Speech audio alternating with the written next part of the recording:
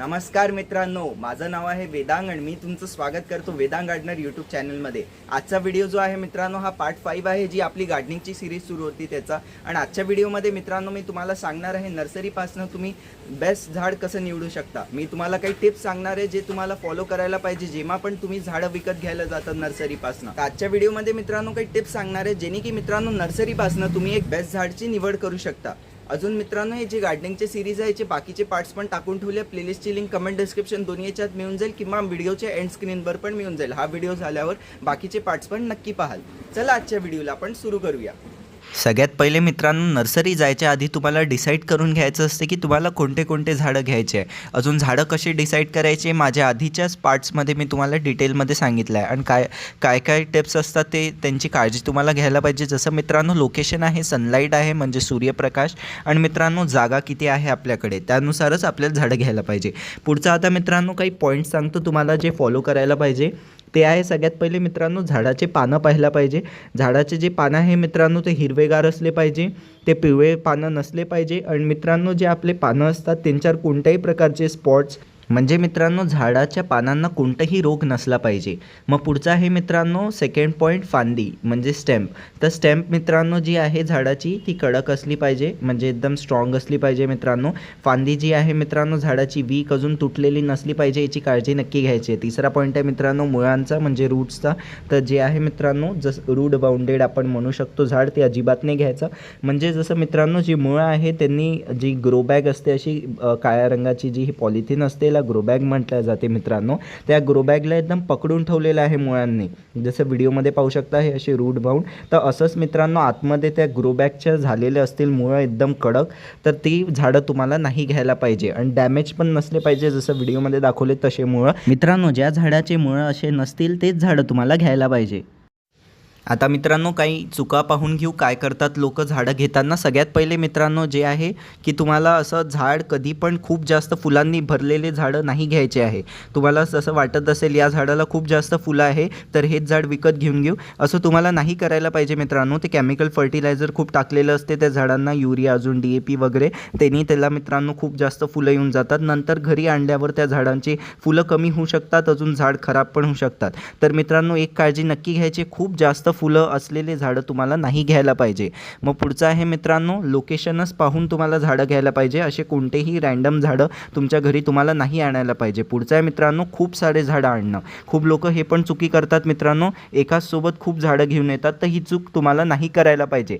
तुम्हाला दरवेळेस मित्रांनो 1 ते 2च झाडं आणायला पाहिजे। पण समजा मित्रांनो नर्सरी तुमच्या घराच्या दूर असेल किंवा मित्रांनो अशा नर्सरीमध्ये तुम्ही गेले असेल जे तुमच्या घराच्या दूर आहे आणि तिथे झाडं खूप स्वस्त मिळत आहे, त्याच वेळेस मग मित्रांनो तुम्हाला खूप सारे बल्कमध्ये झाडं विकत घ्यायला पाहिजे। नाहीतर मित्रांनो घराच्या जवळ नर्सरी असेल तर दरवेळेस तुम्हाला 4-5 झाडंच आणायला पाहिजे। आता मित्रांनो डिटेलमध्ये टिप्स जाणून घेऊ की तुम्हाला नर्सरीपासून झाडं कशी विकत घ्यायला पाहिजे। सगळ्यात पहिला पॉईंट आहे मित्रांनो मातीवर बघून घ्यायचं तुम्हाला कोणती हिरवगार फंगस वगैरे दिसून राहिली आहे का। आणि मित्रांनो झाडाचे जे पानं व्हिडिओमध्ये असं पाहू शकता आंब्याचं झाड, असे मित्रांनो पानं झाडाचे अजिबात खाली नसलेले पाहिजे। आणि मित्रांनो जे पानं आहे ते फ्रेश असले पाहिजे। पुढचं आहे मित्रांनो ड्रेनेज होलपासून जसं व्हिडिओमध्ये पाहू शकता हे असे खालून मुळं येत आहे। हे तर माझे मोठ्या कुंडीत नाही येत आहे, एक्झाम्पलसाठी सांगत आहे। असेच मुळं मित्रांनो समजा जी काळ्या रंगातली ही जी ग्रो बॅग आहे त्याच्यातनं असे मुळं येत असतील तर ते तुम्हाला झाडं अजिबात घ्यायला नाही पाहिजे। 1-2 मुळं चालतात मित्रांनो, पण ग्रो बॅगच्या अख्ख्या ग्रो बॅगच्या बाहेर मुळं येत असतील मित्रांनो खूप सारे,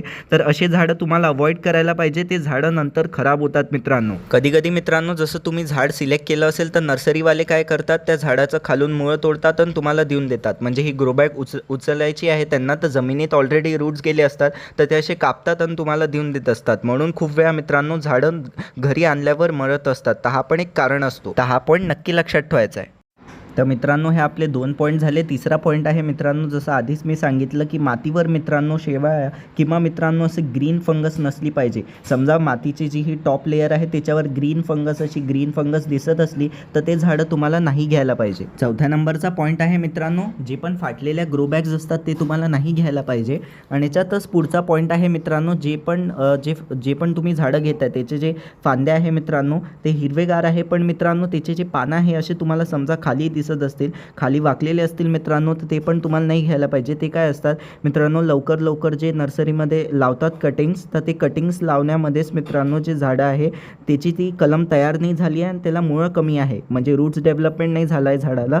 म्हणून मित्रांनो असे झाडं पण तुम्हाला नाही घ्यायला पाहिजे. 5व्या नंबरचा पॉईंट आहे मित्रांनो, रेड सॉईल म्हणजे लाल मातीत लागलेले झाडं. हे तुम्हाला अवॉइड करायला पाहिजे मित्रांनो. समजा मित्रांनो तुमच्या नर्सरीजमध्ये हे लाल मातीच मिळते, जसं मित्रांनो मी जसं नागपुरात राहतो, माझ्या लोकल नर्सरीजमध्ये पण मित्रांनो लाल मातीच मिळत असते, तर मला पण ते झाडं विकत घ्यावंच लागतात. तर समजा मित्रांनो तुमच्याकडे ऑप्शन असेल, तुमची जी लोकल माती आहे, समजा तुमच्या इकडे लाल माती मिळत असेल तर लाल मातीमध्ये लागलेले झाडं बेस्ट असतात. पण जसं मॅक्सिमम महाराष्ट्रामध्ये काळी माती पण असते मित्रांनो, जसं मित्रांनो समजा तुम्हाला काळी मातीत लागलेलेच झाडं मिळत असतील नर्सरीमध्ये, तर बेस्ट राहील मित्रांनो, तेच झाडं तुम्हाला विकत घ्यायला पाहिजे. आणि मित्रांनो त्याच्यात तुमच्या झाडांची वाढ पण खूप चांगली होणार. पण समजा मित्रांनो तुमच्या सगळ्या लोकल नर्सरीजमध्ये लाल मातीमध्ये लागलेले झाडं मिळत असतील, तर मग तुम्हाला काही स्टेप्स फॉलो करायला पाहिजे. जसंच मित्रांनो तुम्हाला घरी आणून घ्यायचं आहे झाड, काही दिवस त्याला सेटल व्हायला घरीच ठेवायचं आहे. 4-5 दिवस झाल्यानंतर जेव्हा पण मित्रांनो आपण झाडाला रिपोर्ट कराल, तर तुम्ही माती तयार करताना जी काळी माती आहे आणि कंपोस्ट आहे त्याचं चांगल्याने मिक्स करूनच झाडाला लावाल. आणि जी लाल माती आहे मित्रांनो ती पूर्णपणे तुम्हाला झाडापासून सेपरेट करून टाकायची आहे आणि मुळापासून पण ते तुम्हाला लाल माती हटवायची आहे मित्रांनो. आणि स्वच्छ करून झाड नवीन काळ्या मातीतच तुम्हाला झाडं लावायची. आणि पॉसिबल असेल मित्रांनो, जसं व्हिडिओमध्ये पाहू शकता, हे अशी लहानशी काळ्या रंगातली कुंडी येते मित्रांनो, झाडासोबतच अटॅच असे.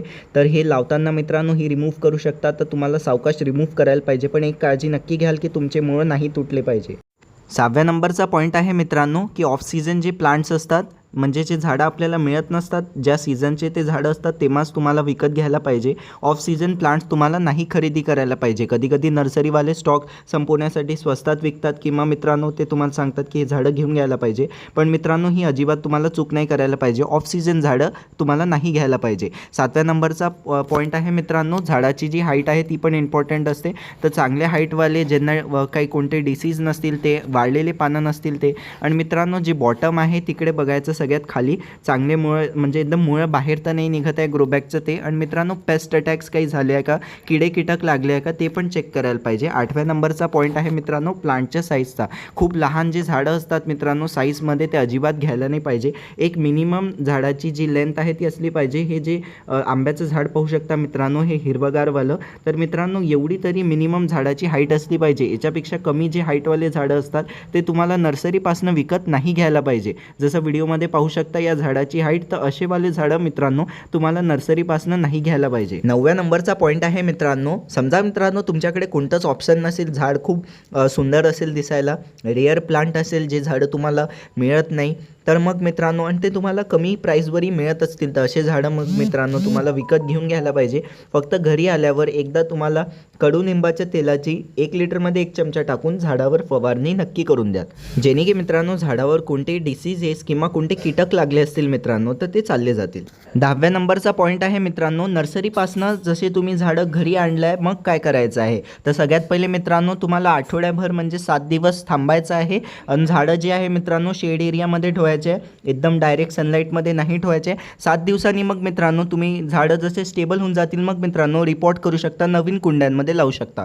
आणि जसंच आता मित्रांनो हा जो आठवड्याभर आहे याच्यात कोणतेही रासायनिक खतं किंवा कोणते पण हेवी फर्टिलायझर झाडाला टाकण्याची गरज नाही. फक्त मित्रांनो झाडांना रोज पाणी द्यायचं आहे. तर आजच्या व्हिडिओपासून मित्रांनो तुम्हाला कळून गेलं असेल की तुम्हाला नर्सरी गेल्यावर बेस्ट झाड कसं घ्यायचं असतं. वाटला व्हिडिओ आवडले असल्यास व्हिडिओला लाईक करा, शेअर करा, माझ्या चॅनलला सबस्क्राईब करून बेल आयकन नक्की दाबून द्या. अजून मित्रांनो जी गार्डनिंगची सिरीज आहे त्याचे बाकीचे पार्ट्स पाहण्याकरता आता इथे तुम्हाला स्क्रीनवर मित्रांनो गार्डनिंगची प्लेलिस्ट येऊन जाईल, त्याला क्लिक करून नक्की पाहाल. त्याच्यात मी बाकीचे पार्ट्स आधीच टाकून ठेवले. मित्रांनो व्हॉट्सअपचा ग्रुप नक्की जॉईन करा, लिंक कमेंट डिस्क्रिप्शन दोन्ही याच्यात टाकून दिल्या. लिंकला क्लिक करून व्हॉट्सअपच्या ग्रुपमध्ये जॉईन होऊ शकता. झाडा संबंधित काही प्रश्न विचारायचे त्या व्हॉट्सअपच्या ग्रुपमध्ये तुम्ही मला विचारू शकता. धन्यवाद.